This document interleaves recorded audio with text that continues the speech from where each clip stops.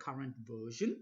And it's also for any users that have come across from a new system to SmartSuite, or it's for any staff member that happens to have joined the library or been seconded to the library, and you want to know how does SmartSuite work and what's in it for me and what's the benefits. So we'll start with the search screen. Whenever you put in your your search screen, this will be your search screen. It'll be your username or your school name dot functionalsolutions.com.au. You can put that URL into any device, anywhere, with any browser. My recommendation is, if you happen to use a browser and you feel that there are issues or whatever, try it in Chrome before you talk to your IT person about upgrading your browser.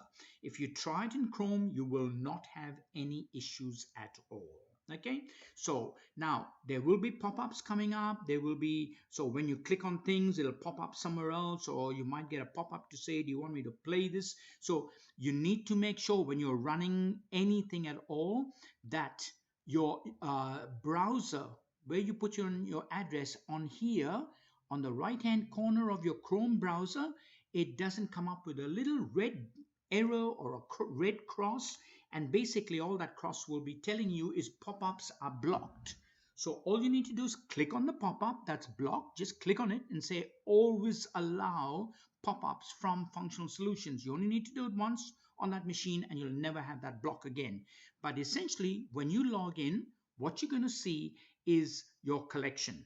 This is the out of the box opaque screen, and that can be changed a whole number of ways. You can change the color, you can change a whole bunch of stuff which we talk about in other YouTube live events. But this is the inquiry screen, and if you've added a book, it's going to appear here.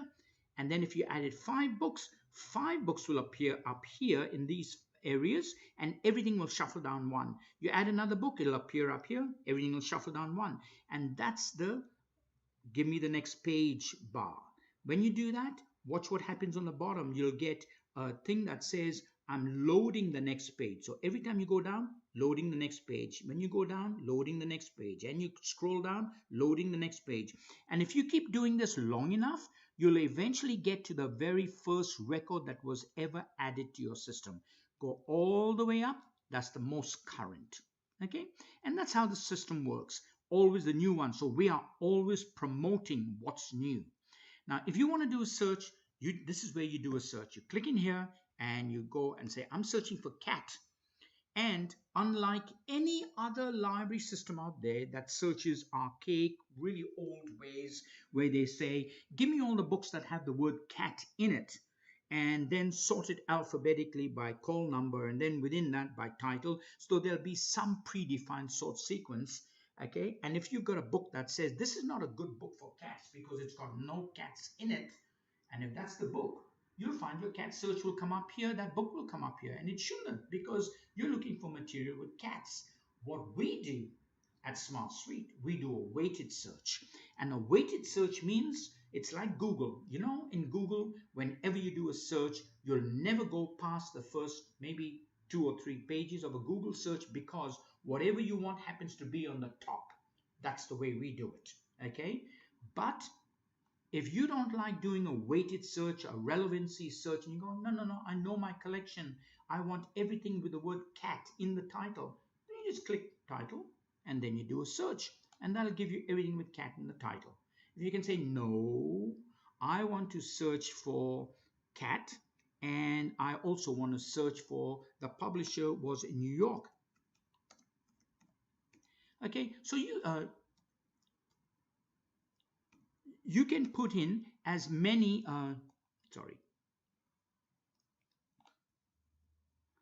publisher New York. So I'll go Smart Search and cat and New York. And what that will do is it'll bring up all the books that must have all these terms in there. But you can say, no, I just want the book with cat in the title. So you can click in title and make sure that those words appear in the title, because those words, there is no book that has cat or New or York in it. Okay, so get rid of all the words that don't belong in the title, and then just go give me all the books that have cat in the title, that'll be it. Or give me all the books that have cat in the subject, and then do a search. Okay, so you can add a lot of words in here, and by doing a smart search, it'll bring up all the books that have that relevant information. Okay, now you can be more adventurous, and you can go to advanced search. So you can say, no, I want the subject cat, or you can say, no, any word. So I want cat, any part of the catalog. And what I want is, I want the genre to be whatever.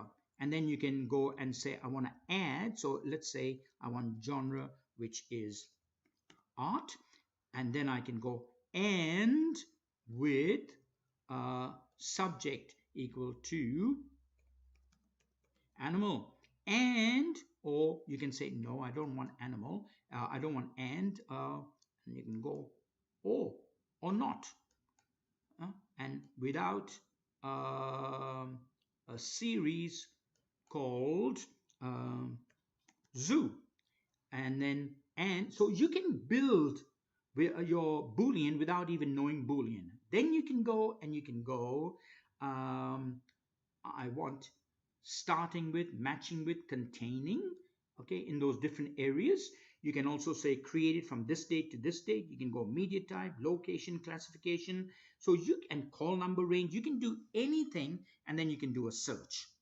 Okay, so the advanced search function is quite massive on what you can do. There isn't a way that you would want to search that you don't have the facility to do that. Now, when you get a book that comes up and you click on the book and you go across here, so cat haiku. Okay, so when I'm looking at this, if the author features on Google, it'll put a little G there, and you can just click on the G and it'll take you to that author's website on Google. Okay, so you can say, no, I'm just going to look for everything with cat and just bring it up here. Okay, and it'll bring up your results. Now, when you've got a book up here, you can go American poetry. What have we got on that? That'll do a search of American poetry. Or you can say this particular author. What have we got on that? Only that one book. Or this illustrator, Sandra. Yeah, there's only that one. Or we've got animal communications as a subject. So you can click on any of those to do a cross-reference search for anything up here. Or just simply go and do a search, and that's it. Okay? Now, if someone says to you, can you send me all the books we've got on the subject cat? You can go ahead and do a search of the subject cat, and a teacher has requested that or a parent has requested that. You just go into the advanced search button, okay, do a search. So subject equal to cat, just click on the search bar just to validate that you've got material. Then go external link. When you go external link, it says that link for that search has been copied to your clipboard, and you can now email that link. And this is what the link will look like. You don't need to worry yourself. You can paste that link. Just go Control paste, and there's the link. And when you send it to somebody via email or however you choose to communicate with them, okay, when you send it to them and they click on the link, what it's going to do, it's going to do that search. Now that search, you might have done it 6 months ago, but whenever they click on it, it will always bring up the most recent search. So that's what's very good about the OPAC, okay, the inquiry screen.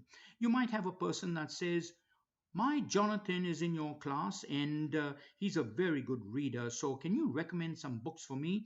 No use going and doing a fiction search, okay, and then sending him a list of 4,000 fiction books.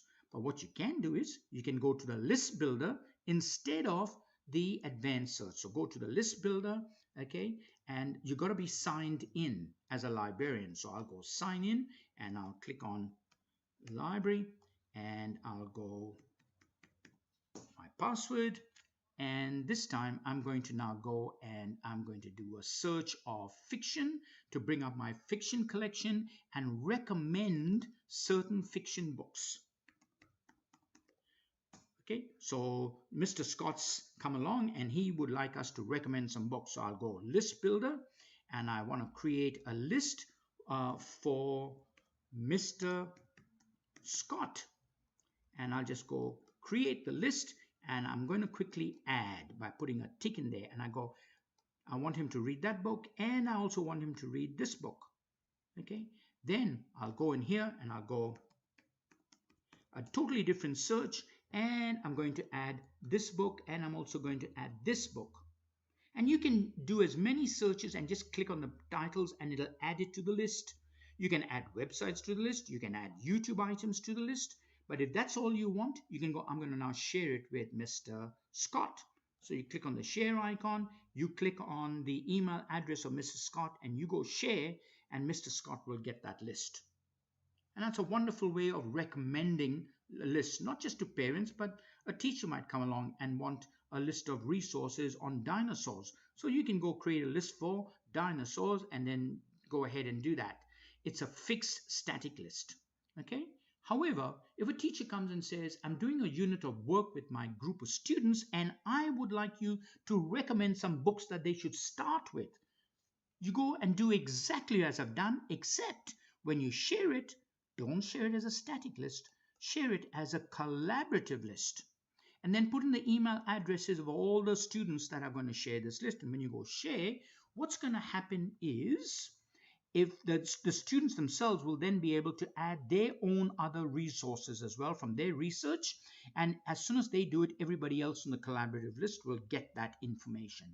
So the inquiry screen, very powerful, and always promoting what's new up the top, because that's what we want to have done, is to show everyone, here are all the new items, and off you go.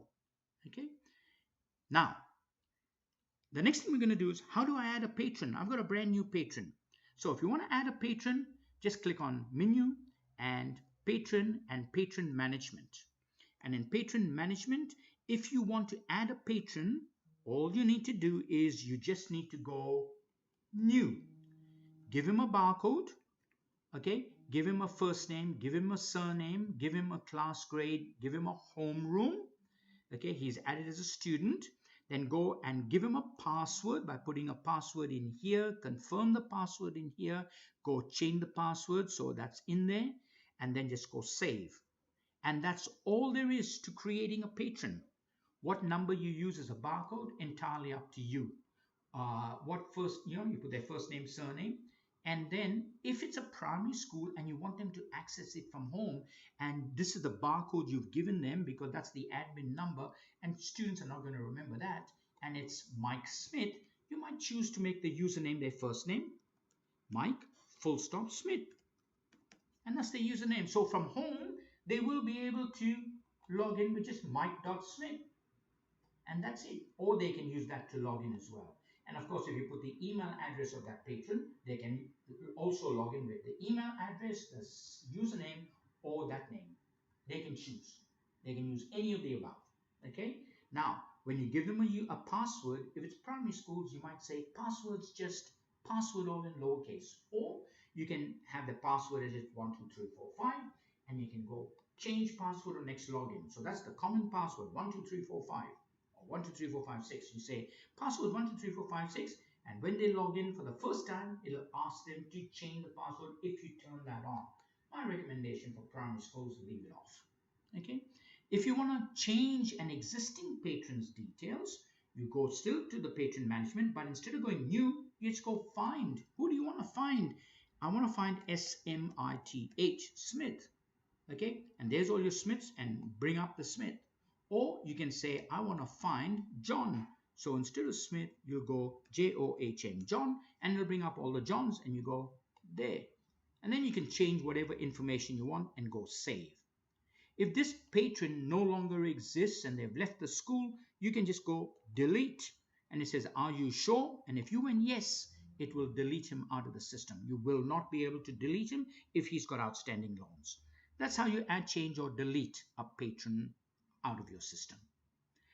Now that you've learned how to add, change, or delete a patron in your system, I'm going to show you how to add, change, or delete a catalog record. And if you've learned to do that with a patron record, that catalog record is exactly the same. We're not talking about SKIS cataloging. We are talking about just cataloging something that doesn't exist on SKIS. So you go to menu, you go to catalog, and you go to catalog. And if you want to delete a catalog record or find the catalog record, it's exactly the same as the patron screen. So new record, you just click on new, and then you just fill in the information. You can fill in the series, the authors, the subject, whatever. You fill in whatever you want. Okay. If you want to find an existing record, just click find and you search for cat. All your cat material will come up and go, that's the one I want. And you can go, let's go look at the subjects. You click on the subjects and I want to add. So you can go in here and animal babies. That's what I want to add. Animal babies. That's it. And now I can just go save and exit out. If you want to add a new copy, you just click on the copy area up the top and you go to the plus sign, or you can just enter the barcode. So this is my barcode. Okay, copy number 2, you can put in the call number. Okay, yeah, copy status is available. It's not stored in the storeroom, it's stored in the arts department. Sublocation, it's not applicable, or you can say it's not applicable. Loan type, it's daily loan, no, fortnightly loan. And renewal, and it's a fortnightly renewal. And save, that's all there is to it. I've just added a new copy to an existing record, but you can go, yeah, but hang on, I want to put in the supplier, I want to put in the cost, I want to put in the replacement. So if you want to do any of that, on the left hand side of the barcode is the expand. When you expand, you can go in and you can put in the supplier and the cost center and the cost of the book, the replacement cost of the book.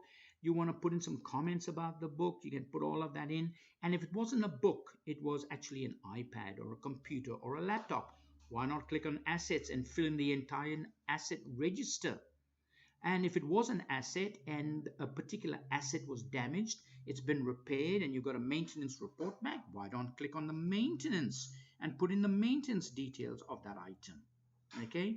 And what about if it's part of an existing kit? Why not either create a kit or add it to an existing kit? So you can do it through there. So there's lots of things you can do with a copy of that particular individual item. Okay. Now we're going to deal with this particular book. I'm going to copy that ISBN number because I'm going to pretend that this is a brand new book. Okay. Now, if it's a brand new book, this is what you can do. So I can go again to the catalog, original cataloging. Okay. Leave that record because I don't want to save any of that information. So now when I go into the catalog, I can go new book. And rather than put the title in, why don't I just put in the ISBN number, zap it in, and then press this little magic button here. When you press that, it will go to SCIS, and if it exists on SCIS, it'll say it's successfully imported from SCIS. You go, okay, and there it is. So if there's any series, it's come across. If there's any authors, it's come across. If there's any illustrator, it's no illustrator. Subject, there's all the subjects. Okay, any notes? There's no notes on that. Now, when I go to the publisher, let's go to the publisher. There's the publisher. But if I go to the copy, there's no copies. So all I need to do is just put in the barcode for that copy and the location, sublocation, loan and renewal, and that's done. So that's a really quick way of cataloging. Even if the book is, you're not sure if it's on SCIS and you've only got one book to catalog, that's the best way to do it. Okay. Now, if you say, yes, but I've got 30 books and I want to catalog them using SCIS, you need to do a few things before you catalog SCIS. But let's assume you've done all the right things and set it up. I'll talk about setting it up in a minute. But once you set up your SCIS details, all you need to do is you click on catalog and you go to global catalog. Click on global catalog. Okay, and I'm going to leave that page that I've just created that new book on. And this is our SCIS cataloging page. And basically what you would do is this. You would zap in the ISBN number, okay, and then zap in your barcode, and then zap in the next ISBN number, and then the next barcode, and zap in the next ISBN number, and then the next barcode, and the next ISBN number, and the next barcode. And that's how simple SCIS cataloging is with SmartSuite. It's fast and you don't have to do anything. It's already in the system, it's cataloged, the barcode's been given, you're up and running. If you want to explore the book, you can click on the title and it'll bring up the catalog record and the catalog screen for that book. You can have a look at it all, or you can just go, no, that's it. Now you can say, yes, but I would have liked to have put in the location, the sublocation I want that book filed in. I wanted to put in the price and the supplier for that particular copy.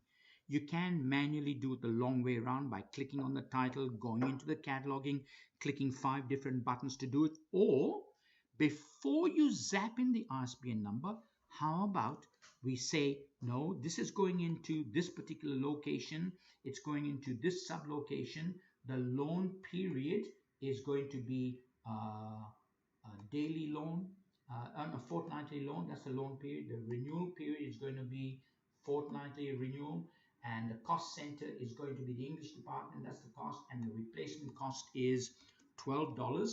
And now you zap in ISBN barcode, and if it's the same for all the other books, you go ISBN barcode, ISBN barcode. You say, now I'm going to do a different book, a lot of books that belong in a different location or a different sublocation or different renewal. So you'll put the holdings information, then go ISBN barcode, ISBN barcode, ISBN, and that's it. It literally is as simple as that. And if you say, well, how do I do my spine labels? Because I need spine labels for all of these. Not a problem. So as long as everything, your parameters are set up, I'll talk about them in a minute. All you need to do is just go print on the right hand side on the bottom. And what that will do is it will load up the spine label that you're running as your default, and all the call numbers will print up here. And then all you need to do is just go print. Okay? And when you go print, it will always print it. If you're doing it in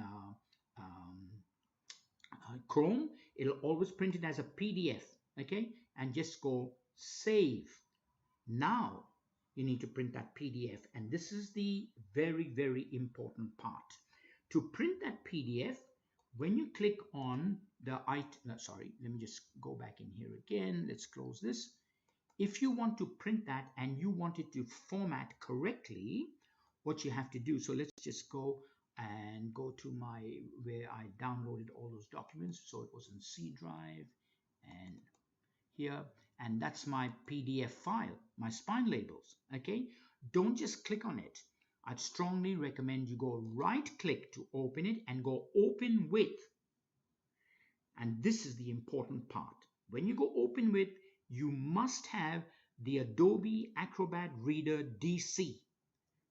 If you open it with all the other funny Acrobat readers there are that try to imitate the Adobe, it probably will not format nicely. It'll be out by a character, too big, too long, the font is wrong, and what have you. But if you choose Adobe Acrobat Reader DC, just click on that. It'll open up with that. And then you can go ahead and just go print. And it will, if that's not the barcode font, that's not the barcode report, but if it was the barcode report, it will print perfectly.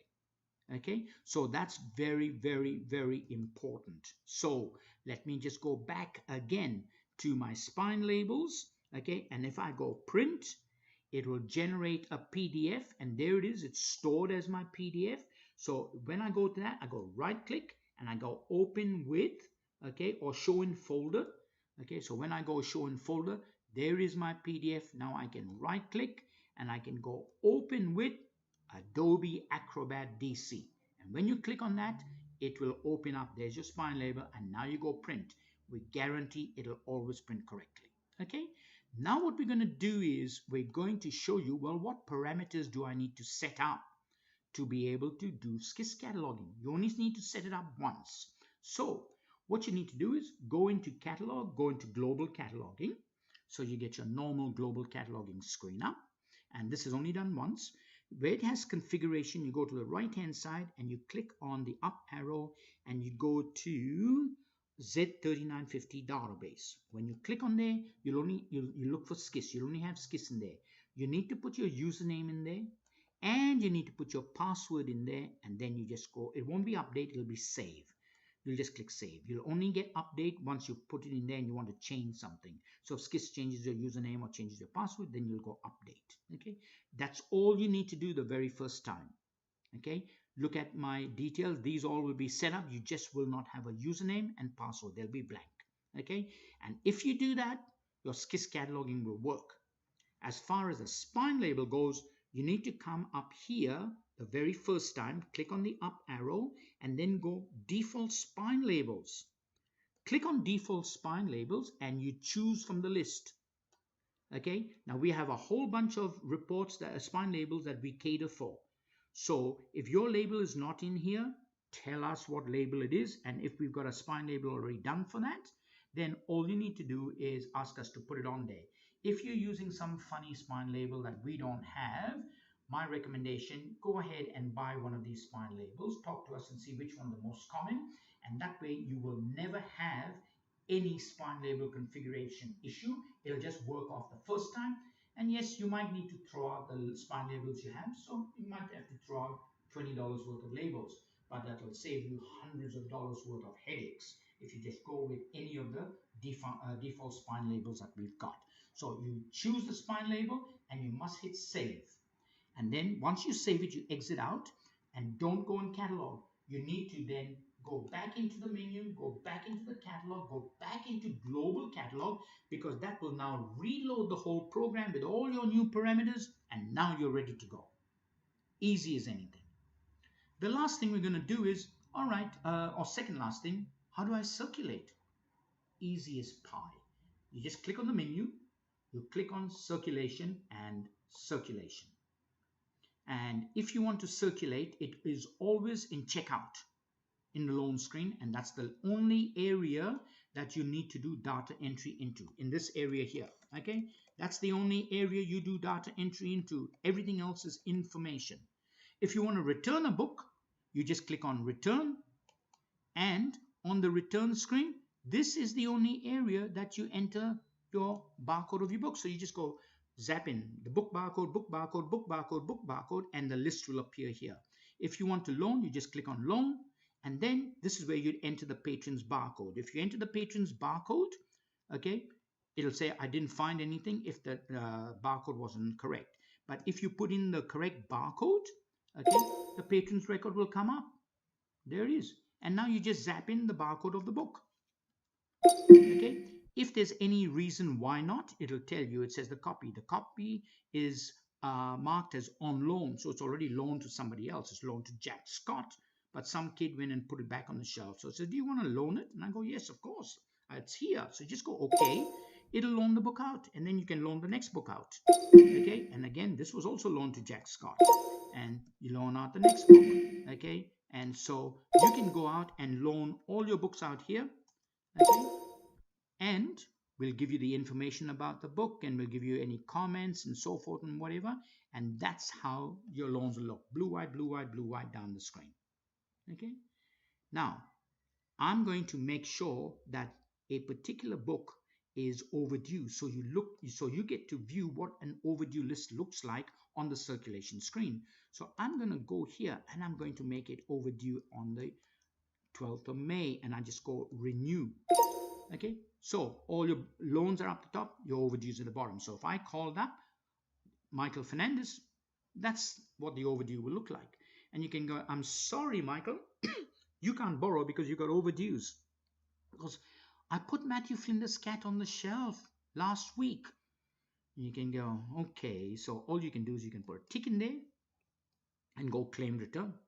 And you can put a message about that claim return if you believe him. Or he says, oh, I left it on the bus, I lost it. So you can put a tick in there and go lost. Or you can say, I want to renew that book. So you just click renew. Sorry. Now, when you're renewing, make sure there's no date in here. So put a tick in here and go renew. And it'll say it is exceeded his limit, and you go, okay. So you've got to make sure that he has the rights to renew books. Okay, so any errors will come up there, but you can say, no, I want to renew it to that date, and you can go renew. Okay, so you can go and choose any date and allow them to renew, or you can override the fact that he can renew a book. Okay, if you want another patron, you just type in F for all the people starting with F and just choose another person. Okay, and now you can start circulating to the next person. So circulation is very simple. The last thing we want to do is we want to do overdue reports. So to do any reports, click on the menu, go to reports and reports. And all the reports that come with the system are all in here. They are your standard reports. So these are all your standard reports. These are reports that you have made. Again, I'm going to show you how to make your own reports. But if I just go to overdue reports and I want overdue by classification, okay, you just go open and you can say class grade equal to year 7s, year 8s, year 11s, and year 12s, and go generate. And what it will do is it'll generate all your overdues in here. And of course, you can then print them. Okay, and that's all there is. But let's say that, let's exit out of here and go back into my homeroom. And you can say, but we do our overdues by homeroom. So you can go overdues by homeroom. And you can go open. And homeroom equal to, I don't know what homerooms I've got here, but let's choose these 7s and just go generate. And any homerooms overdues will come up. Now, if you've got a teacher that is the homeroom teacher for 7A, 7B, and 7C, and you go, I don't want to run this report every Friday for the homeroom teacher. Why can't I just send it by email automatically? The good news is you can. All you need to do is just click on the email button, make sure that the correct homeroom and all these are the same teacher. Okay, then you go email and you put in the teacher's email address here.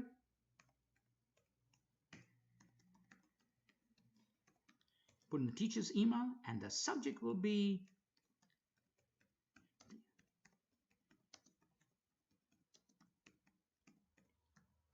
please chase these overdues for me. Okay, and then you can go send and they will get that email straight away. But if you go schedule, then what you can do is you can schedule the starting next Sunday at 7 in the morning, and now go schedule. That will schedule all these letters to go out weekly on Sunday to everyone. Okay, and that's how you can schedule your overdues to go to a particular homeroom. So you need to do one of these, and then what you can do is you can go, you know what, I want to configure that, and I want to say overdues by homeroom for year 7. Okay, and then you go save. Now if you wanted to do another one for year 8, so you can say save this one for year 8. Okay, and you can go save. And before you do that, you need to go to the conditions and you'll change that all to year 8. Okay, so let's go back up in here and we'll say sorry, I want to get rid of 7, 7, 7, and I want to add 8. Okay, so I don't have an 8 group, so let me go back and choose 7th. Oh yeah, I want to go 8B, 8C, 8D because they're all the same teacher. Okay, get rid of this one, and now I can go into my template, sorry, not my template, my save button at the bottom, and that will now save it for my year 8. And there's my conditions for year 8. Okay, and you save it. And if you want to schedule that, okay, so if we go home and go to the overdues, because I created it myself, okay, there's my year 8. So any report that you take here and save as a different parameter, and there it is, year 8. So I can click on that and I can go open, okay, and I can click on the email and I can put in a schedule of when I want to send this and who I want to send it to, and just go schedule it. And from now on, that's the schedule for the year 8.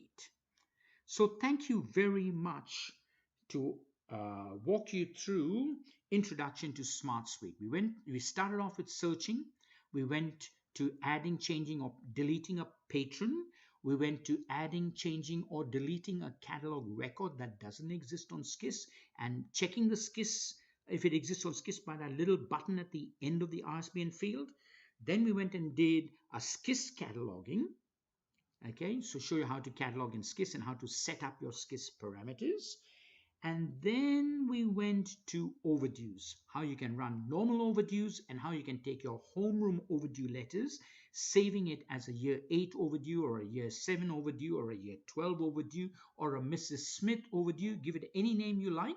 It will appear on the bottom of the report screen. And then you can click the schedule button and choose the date. You can choose the frequency of how often you want that automatically sent.